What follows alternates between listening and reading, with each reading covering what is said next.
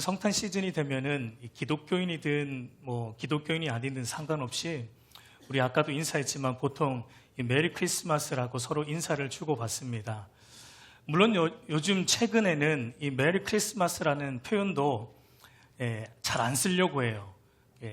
요즘은 이제 해피 할리데이라는 표현으로 바꿔 말하기도 합니다.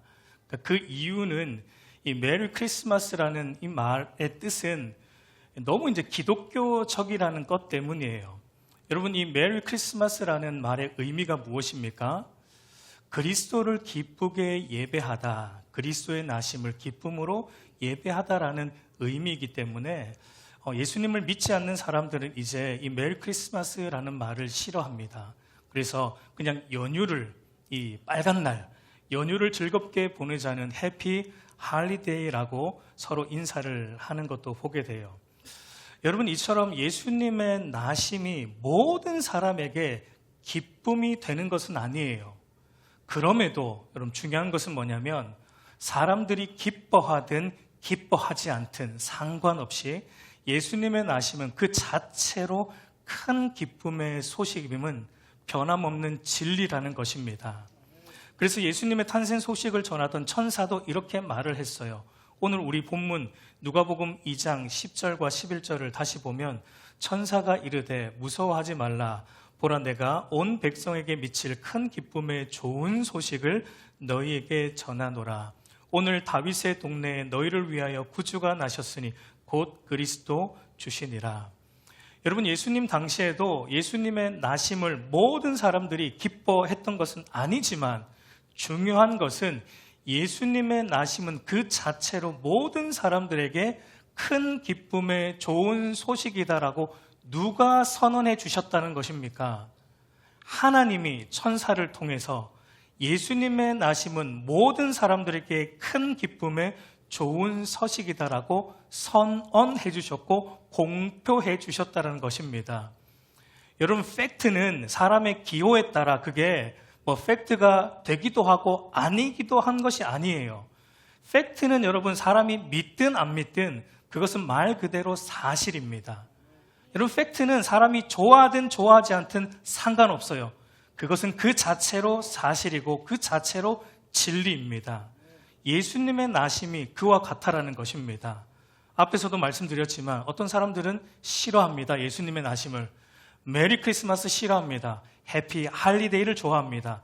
그러할지라도 예수님의 나심은 모든 사람들에게 미칠 큰 기쁨의 좋은 소식이라는 것은 변함없는 진리라는 것입니다.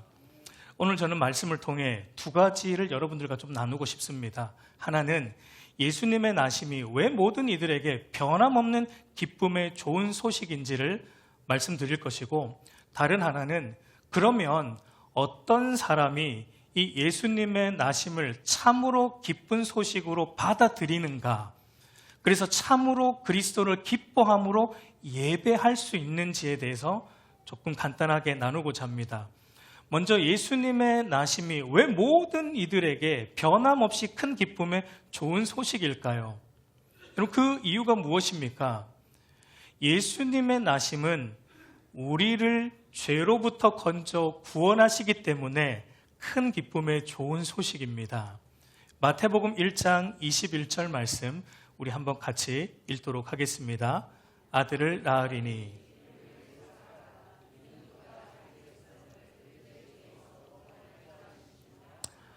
요셉에게 나타난 천사는 처녀인 마리아를 통해 아기가 태어날 것인데 그 아이의 이름을 예수로 지을 것을 말해줍니다. 이 예수라는 이름의 뜻은 무엇입니까? 자기 백성을 그들의 죄에서 구원할 자라는 뜻입니다. 여러분, 예수님은 이 땅에 무엇 때문에 오셨는가? 우리를 죄로부터 건져 구원하시러 우리의 구원주로 이 땅에 오셨다라는 것입니다. 여러분, 이것 때문에도 이것은 큰 기쁨의 좋은 소식입니다.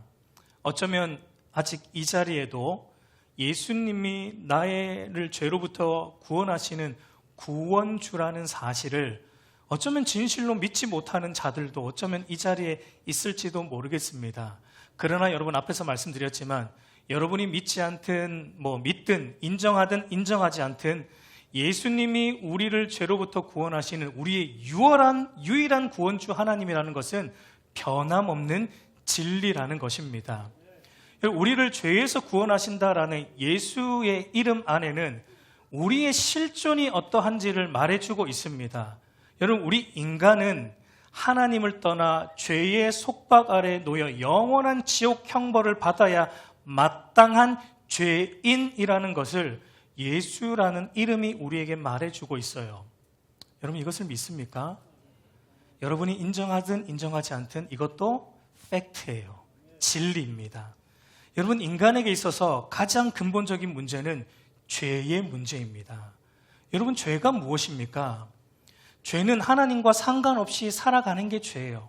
착하게 살든 나쁘게 살든 상관없어요. 하나님과 상관없이 착하게 사는 것도 죄이고 나쁘게 사는 것도 죄입니다. 하나님을 의존하지 않는 상태가 죄입니다. 하나님의 뜻과 상관없이 살아가는 모든 것이 죄라고 성경은 우리에게 말합니다. 조금 직설적으로 말하면 내가 내 인생의 주인이 되어서 내 뜻대로 살아가는 것이 바로 죄라고 말하고 있어요. 여러분, 만들어진 것은 만든 사람의 뜻과 목적에 맞게 사용될 때 그 의미와 가치가 있습니다. 예를 들어 여러분, 연필은 만든 사람의 의도대로 글을 쓰는데 사용될 때 연필로서의 가치와 의미가 있듯이 여러분, 우리 인간은 인간을 창조하신 하나님의 의도대로, 그 의도가 무엇이죠? 하나님을 의존하면서 하나님의 말씀대로 살아갈 때 인간으로서의 의미와 가치가 있다는 것입니다. 여기서 벗어난 것이 성경이 말하는 죄입니다. 여러분, 성경이 말하는 죄는 단순히 우리가 윤리적으로 나쁜 행동을 취하는 것만 의미하지 않습니다. 윤리적으로 깨끗한 사람이라 할지라도 그의 마음속으로 들어가 보면 여러분, 이야기가 달라져요. 성경이 말하는 죄는 행동만으로 규정되지 않습니다. 우리의 마음속, 우리의 머릿속에 일어나는 모든 것으로 다 규정이 돼요. 그래서 여러분, 예수님의 산상수훈을 보면 우리 예수님이 사람을 실제로 죽이는 것도 살인이지만 무엇도 살인이라고 말씀하셨습니까? 마음으로 형제를 미워만 해도 그것은 똑같은 살인죄라고 말씀하셨고, 결혼한 남녀가 실제로 다른 남녀와 성관계를 맺는 것도 간음죄지만 그러나 무엇도 똑같은 간음죄라고 말씀하십니까? 마음으로, 생각으로도 음욕을 품으면 그것도 똑같은 간음죄라고 우리 주님은 죄를 그렇게 정의를 하고 계세요. 그러니까 여러분, 하나님의 기준은 우리의 행동만이 아니라 우리의 마음속 동기와 생각까지 다 판단하신다는 겁니다. 여러분, 여기서 자유로울 사람이 누가 있습니까? 아무도 없습니다.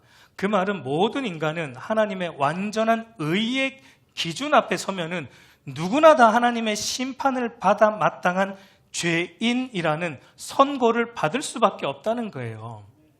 여러분이 인정하든 인정하지 않든 성경이 말하는 진리입니다.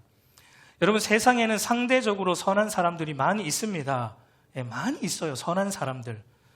그리고 어쩌면 우리도 그런 생각을 가끔씩 하죠. 나 정도면 그래도 나름 선하게 살고 있는 게 아닌가?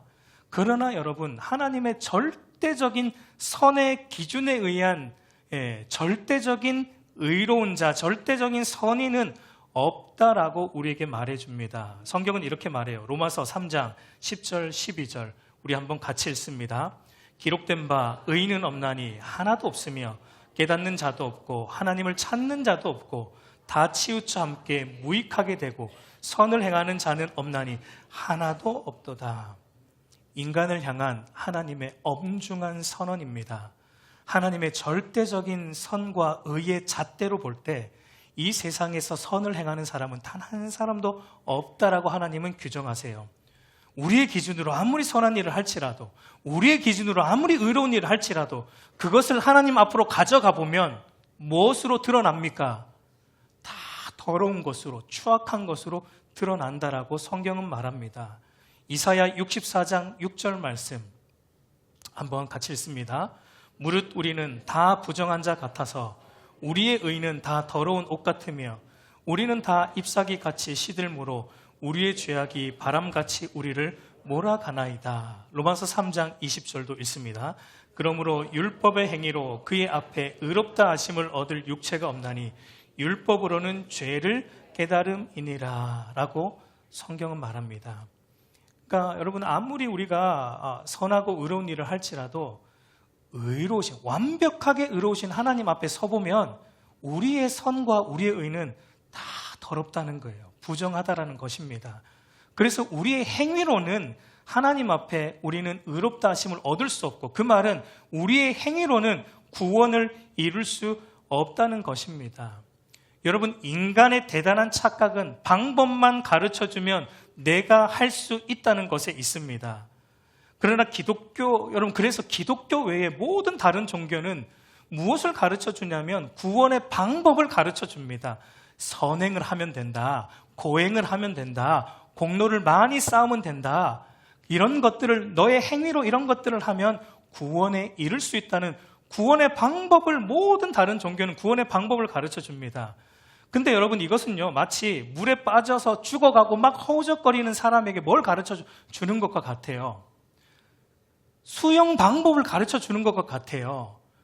여러분, 물에 빠져서 지금 막 죽어가는 사람에게 절대적으로 필요한 것은 무엇입니까? 수영 방법을 가르쳐 주는 게 아닙니다. 뭐가 필요합니까? 그 물속으로 누군가 뛰어들어와서 나를 그 물속에서 건져줄 구조자가 절대적으로 필요한 거예요. 여러분, 기독교는 그것을 말하는 거예요. 죄인인 인간에게 절대적으로 필요한 것은 죄의 구렁텅에서 나올 수 있는 구원의 방법이 아니라 이 죄의 구렁텅에서 우리를 건져줄 구조자가 필요하다는 겁니다. 그 구조자가 누구라는 겁니까? 바로 예수 그리스도라는 거예요. 인간의 몸을 입고 이 땅에 오신 하나님의 아들 예수님이 이 죄악 가운데 있는, 이 죄악으로 뒤덮고 있는 이 죄악의 구렁텅이 같은 세상 속으로 예수님이 인간의 몸을 입고 이 땅의 구조자로 뛰어 들어오신 사건이 여러분, 이 성탄의 사건이에요. 그 예수님의 나심의 사건이에요. 여러분, 우리는 예수님을 왜 믿습니까? 여러분, 예수님을 왜 믿습니까? 여러분, 예수님을 왜 믿냐라고 물어보면 많은 사람들이 이렇게 말합니다. 예수 믿으면 하나님께서 내가 하는 일마다 복 주셔서 잘 된다고 해서 믿습니다. 예수님 믿으면, 기독교를 가지면 왠지 마음이 좀 안정이 되는 것 같아서 기독교라는 종교를 믿습니다. 교회 가니까 사람들이 너무 좋아요. 교회 가니까 옆에 보세요. 좋잖아요. 교회 가니까 사람들이 너무 좋아요. 서로 높고 낮음도 없고 서로 사랑하는 모습이 너무 좋아서 교회 안에 있으면 내가 좀 대접받는 것 같고 내 자존감이 높아지는 것 같아서 교회 다닙니다. 예수님 믿습니다. 등 이런 이유들로 예수님을 믿는 사람들이 오늘날 여러분 교회 안에도 무수히 많아요. 물론 여러분 예수님을 믿을 때 그런 유익들이 전혀 없는 것은 아닙니다. 예수님을 믿음으로 우리의 정서가 좀 안정되기도 하고 행복을 얻을 수 있어요. 교회 안에서 믿음의 사람들과 교제함으로 맞아요. 우리의 자존감이 높아지기도 해요. 그리고 하나님의 도우심과 은혜로 여러분 우리의 형편이 예전보다 더 나아지기도 합니다. 그런 일들이 없는 게 아니에요. 그러나 그것이 예수님이 오신 목적은 아니다라는 것입니다. 예수님의 나심의 목적은 우리의 모든 아픔과 질고와 고통의 뿌리가 되고 근원이 되는 하나님으로부터 떨어나가던 그 죄로부터 우리를 돌이켜서 다시 하나님께로 돌아가는 구원을 이루시기 위해 이 땅에 오셨다라는 것입니다. 그렇기 때문에 여러분 예수님의 나심은 사람들이 인정하든 인정하지 않든 온 세상에 미칠 가장 큰 기쁨의 좋은 소식이라는 거예요. 그래서 여러분 예수님을 나의 구원자로 믿고 죄로부터 건짐을 받아 구원받으면 여러분 우리 안에 어떤 복이 임하게 돼요? 마태복음 1장 23절 우리 한번 같이 읽겠습니다. 보라, 처녀가 잉태하여 아들을 낳을 것이요 그의 이름은 임마누엘이라 하리라 하셨으니 이를 번역한즉 하나님이 우리와 함께 계시다 함이다고 말합니다. 예수님의 탄생을 구하는 천사가 말하여준 예수님의 두 번째 이름은 임마누엘이에요. 그 뜻은 우리가 알듯이 하나님이 우리와 함께 하신다라는 뜻입니다. 여러분 앞에서 말씀드렸지만 죄라는 것은 하나님과 상관없이 하나님과 단절된 상태로 사는 것입니다. 여러분 하나님과 상관없이 살아가는 죄, 하나님과의 관계가 깨어짐으로 말미암아 여러분 도미노처럼 함께 무너진 게 있어요. 그게 뭐냐면 하나님과의 관계가 깨어지니까 도미노처럼 무너진 게 다른 사람들과의 관계에서도 불화가 일어나고, 모든 자연 만물과의 관계에서도 우리가 불화가 일어나고, 모든 관계의 붕괴가 도미노처럼 일어났습니다. 그러니까 여러분, 인간이 왜 불행합니까? 인간의 모든 불행은 하나님과의 관계의 깨어짐에서 시작되었다라는 거예요. 근데 예수님께서 우리의 구원자로 이 땅에 오셔서 십자가의 죽으심과 부활로 무엇을 회복하여 주시는가? 하나님과의 관계를 다시 회복하여 주신 겁니다. 여러분, 하나님과의 관계가 다시 회복되면 그 다음 도미노처럼 뭐가 또 회복이 됩니까? 옆에 있는 사람들과의 관계, 모든 자연 만물과의 관계, 우리가 이 세상을 바라보는 시각, 모든 것들이 우리 안에 회복이 되는 은혜가 임하게 되는 겁니다. 그것이 여러분 임마누엘의 복입니다. 그것이 기독교가 말하는 복의 실체라는 것입니다. 여러분, 그것을 경험했던 어거스틴이라는 신학자는 이런 말을 했습니다. 유명한 말을 했죠. 우리 한번 같이 읽어보겠습니다. 하나님, 당신께서 우리를 존재로 창조하셨사오니 우리가 주님 안에서 안식을 얻을 때까지 우리는 참된 평안을 누릴 수 없습니다. 여러분, 그리스도를 믿음으로 하나님과 함께하는 은혜가 우리 안에 오기 전까지는 아무리 돈을 많이 벌어도, 아무리 좋은 데 살고, 아무리 비싼 걸 먹어도 우리 안에는 참된 평안은 없다라는 거예요. 어거스틴이 그거 다 누려봤어요. 어거스틴이 누릴 거 다 누려봤는데 자기 안에는 공허만이 있고, 고통만이 있다라는 걸 느꼈어요. 그런데 그가 하나님을 만나고 그리스도를 만나고 그리스도를 믿고 하나님과 함께하는 은혜 안에, 임마누엘의 은혜가 그의 안에 오니까 그게 환경이 바뀌어서가 아니에요. 임마누엘의 은혜가 오니까 모든 게 회복이 되어서 있는 그 자리에서 참된 평안을 누리는 놀라운 은혜를 경험하게 된 것입니다. 여러분, 내 삶에 산적해 있는 아픔과 고통의 문제들이 해결이 되어서가 아니라 그 모든 문제들을 한치의 오차도 없이 인도하시는 능하신 하나님이 나와 함께 하시기 때문에 복인 것입니다. 내 인생의 답답한 모든 삶의 길이 탄탄대로로 바뀌어서, 포장도로로 바뀌어서가 아니라 그 모든 비포장도로 같은 나의 삶의 길을 합력하여 선을 이루시는 하나님이 나와 함께 하시기 때문에 복인 것입니다. 여러분, 이것이 예수님의 나심의 궁극적인 목적이에요.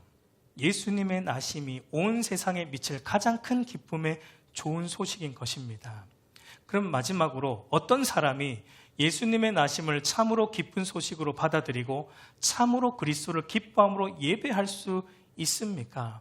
여러분, 예수님의 나심은 그 자체로 모든 사람에게 큰 기쁨의 좋은 소식이지만, 그러나 실질적으로는 모든 사람이 예수님의 나심을 다 기뻐하지는 않습니다. 다 기뻐했다면 이 자리가 차고 넘쳤겠죠. 다 기뻐하지 않습니다. 여러분, 예수님 태어나실 때도 그랬고 지금도 그렇습니다. 여러분, 왜 예수님의 나심을 기뻐하지 않습니까? 여러분, 예수님 탄생 당시에 예수님의 나심에 대한 소문을 듣고 싫어했던 대표적인 인물이 헤롯 대왕인데요. 마태복음 2장 3절을 보면 예수님의 나심에 대한 소식을 듣고 헤롯 왕과 온 예루살렘이 듣고 소동했다라고 말합니다. 여기서 소동했다라는 말을 우리 헬라어 원문을 보면은 당황했다, 조금 더 직설적으로 표현하면 심기가 불편했다라는 의미예요. 여러분, 헤롯 대왕은, 그리고 예루살렘의 많은 사람들이 예수님의 나심에 대한 소식을 듣고 심기가 불편했습니다. 그 이유가 무엇입니까? 이게 천사가 말해줬잖아요. 기쁨의 좋은 소식인데, 근데 예수님의 나심의 소식을 듣고 심기가 불편했어요. 기쁘지가 않아요. 왜 기쁘지가 않습니까? 예수님이 이 땅에 무엇으로 오셨기 때문이에요. 예수님이 이 땅에 우리의 왕으로 오셨기 때문입니다. 마태복음 2장 1절 2절 우리 한번 같이 읽겠습니다. 헤롯 왕 때에 예수께서 유대 베들레헴에서 나심에 동방으로부터 박사들이 예루살렘에 이르러 마다되 유대인의 왕으로 나신 이가 어디 계시냐? 우리가 동방에서 그의 별을 보고 그에게 경배하러 왔노라.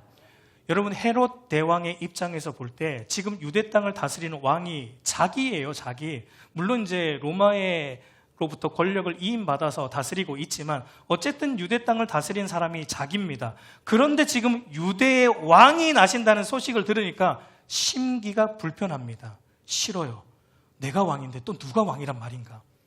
근데 여러분, 이런 헤롯의 모습은 오늘날 죄 아래 살아가는 모든 보편적인 인간들의 모습을 보여주는 것입니다. 여러분, 모든 보편적인 인간들, 거듭나지 않은 인간들은 전부 자기 자신이 인생에 누가 왕입니까?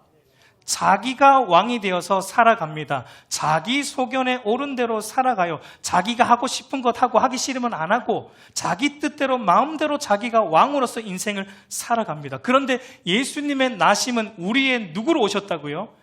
우리의 왕으로 오셨다는 겁니다. 우리 인생의 왕으로 예수님이 나셨다는 거예요. 그러니까 여러분, 예수님의 나심이 우리에게 뭘 요구하는 것입니까? 왕의 자리를 내놓으라는 겁니다. 너가 너의 인생의 왕이 되어 살아가는 그 왕의 자리 나한테 이제는 내어놓으라는 게 예수님의 나심의 의미예요. 그 말은 여러분, 더 이상 내 뜻대로 살아갈 수 없다는 얘기입니다. 내 소견에 옳은 대로 살아서는 안 된다는 얘기입니다. 왕이신 예수님의 뜻대로 살아야 한다라는 것을 의미합니다. 여러분, 사람들이 예수님의 나심을 기뻐하지 않는 이유가 이것 때문이에요. 이것 때문이에요. 내가 내 인생의 왕이 되어서 내 뜻대로 사는 것 포기하고 싶지 않기 때문에, 예수님께 나의 왕자를 빼앗기기 싫기 때문에 예수님의 나심이 기쁘지가 않아요. 여러분, 빼앗긴다라는 표현을 써서 좀 부정적으로 느껴지지만 그렇지 않아요. 예를 들어서 여러분, 악한 통치자인 김정은 같은 사람이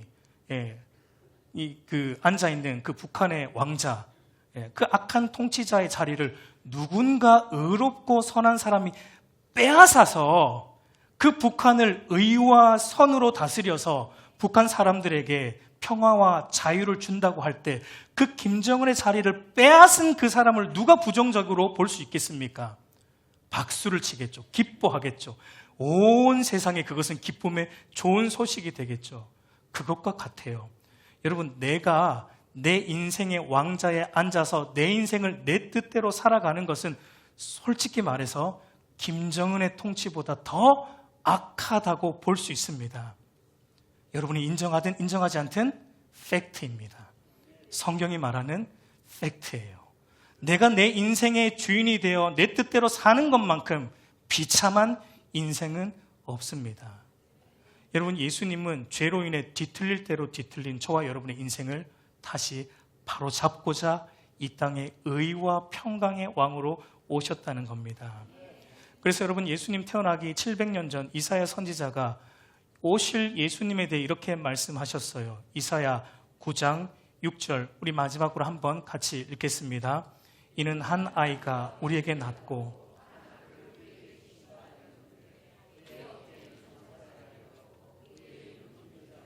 모사라 전능하신 하나님이라 영존하시는 아버지라 평강의 왕이라 할 것임이라.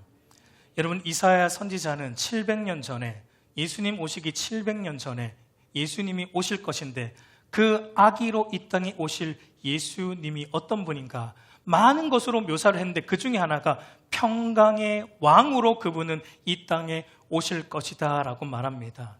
여러분, 우리는 평강의 왕이 아닙니다. 여러분, 우리는 참된 평강을 만들어낼 수 있는 사람이 아니에요. 우리가 우리 인생의 왕이 되면 우리 삶에 평안이 없어요. 그렇기 때문에. 근데 예수님이 저와 여러분의 인생 속에 오셔서 우리의 왕으로 좌정하시면 여러분, 저와 여러분의 인생에는 평강이 온다라는 거예요. 그것이 여러분 임마누엘의 복이에요. 그러므로 누가 예수님의 나심을 기뻐할 수 있는가, 참으로 기뻐할 수 있는가? 나의 왕자를 예수님께 내어드린 사람만, 죄로 물든 나의 왕자가 의와 평강의 왕이신 예수님께 빼앗긴 사람만, 나의 왕자를 예수님께 찬탈당한 사람만 예수님의 나심을 참으로 기뻐할 수 있고 예수님을 참으로 기뻐함으로 경배하고 예배할 수 있는 것입니다. 여기에 앉아있다고 예수님을 기뻐함으로 예배하는 게 아니에요.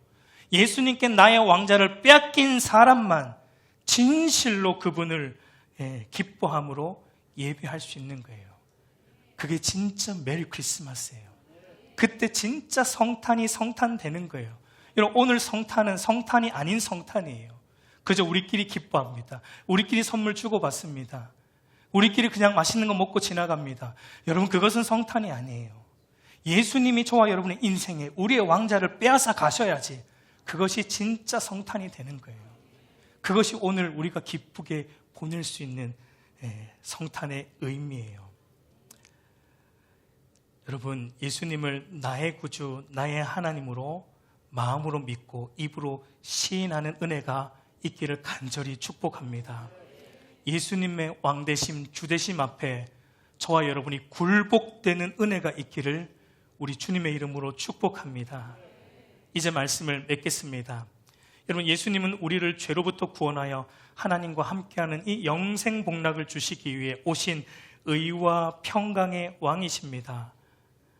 나의 왕됨을 무너뜨려 주시고 내 뜻대로 살지 않고 하나님의 뜻대로 살아가는 복된 은혜를 주신 것을 기뻐하는 날입니다. 여러분, 내가 주인 되어 사는 이 비참한 삶을 끊어주신 것을 감사하시길 바라시길 원해요. 내가 주인 되어 사는 이 비참한 삶을 끊어주시고 우리 인생 속에 의와 평강을 주신 그 예수 그리스도를 인격적으로 만나는 이 한날, 이 성탄절, 임마누엘의 은혜를 누리는 은혜가 있기를 우리 주님의 이름으로 축복합니다.